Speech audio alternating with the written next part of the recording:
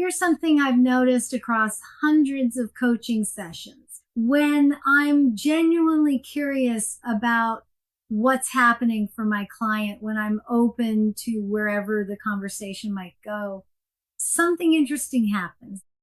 They start to get curious too. They open up. They explore places they hadn't planned to go.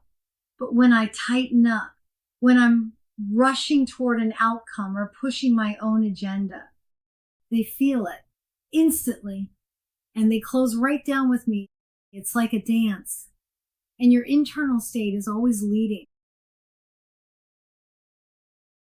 Let me tell you what this actually looks like in a session. I'm sitting with a client. Let's call her Maria. She's talking about a conflict at work, and I notice something shift in my body. I lean forward. I'm genuinely wondering what's underneath what she's saying. And here's what's fascinating. Maria leans forward too. Her voice drops a little. She goes deeper. My wonder invited her wonder. Now flip it. Different day, same client. I've got 3 sessions back to back. I'm thinking about dinner. And honestly, I'm half listening. Maria starts telling the same work story.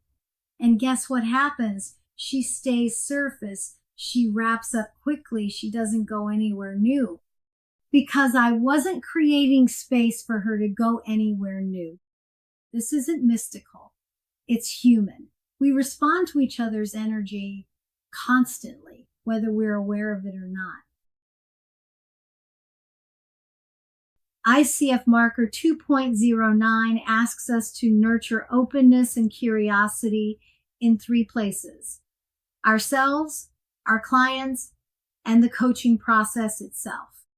And here's what I want you to understand. These aren't separate tasks. They're completely interconnected.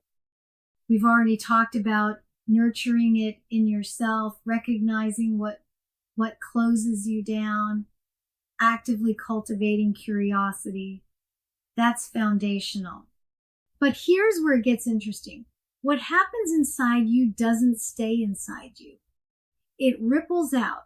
It shapes what your client experiences. And together, those 2 things determine whether the coaching process itself can flourish. Think of it like tending a garden. You can't just water one plant and ignore the soil. Everything's connected.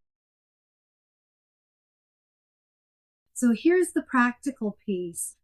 When you sit in genuine uncertainty with a client, when you're actually wondering alongside them instead of racing ahead to solutions, you give them something powerful. You give them permission to not have it figured out, permission to explore without knowing where they're going, permission to say, I don't know, without feeling like they should. Most people spend their days surrounded by folks who want answers, want certainty, want closure. When you show up genuinely open to discovery, you're offering something rare. You're saying, without saying it, we don't have to know yet. Let's find out together. And that invitation, that's often exactly what they've been waiting for. Now let's talk about the process itself, because this is something coaches don't think about enough. The coaching process is delicate. It needs room to breathe. And it's remarkably easy to crush it without realizing what you're doing. Every time you rush because you're watching the clock. Every time you push toward resolution because silence makes you uncomfortable. Every time your need for productivity overrides your client's need for space. You're stepping on something fragile. The discoveries that change people's lives, they don't happen on schedule. They emerge when the conditions are right. And creating those conditions, that's your job. Even when it means sitting with discomfort, even when nothing seems to be happening, even when you really, really want to help them find the answer faster. Let me give you something concrete you can use.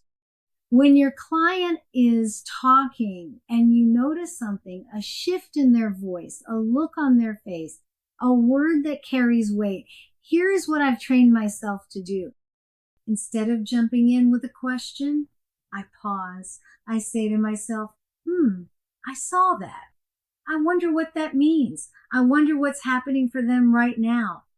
And then I think, let me pull on that string and see what happens. That internal wondering, it changes everything about how my next question lands. Because I'm not asking from technique. I'm asking from genuine curiosity. And clients can tell the difference. That authentic interest is what unlocks the things they've kept hidden, sometimes even from themselves. So here's what I want you to take from this. Your internal state isn't private. What you feel, they feel. What you bring to the session shapes what becomes possible in the session. If you want your clients to be open first. If you want them to get curious, let them see your curiosity. If you want breakthroughs to emerge, protect the space where breakthroughs can happen. You're not just coaching, you're modeling every session, whether you mean to or not. And that brings us to the end of our entire exploration of Competency 2, embodies a coaching mindset. From client responsibility to managing your emotions to nurturing openness and curiosity. In our next video, we'll wrap up everything you've learned in this unit.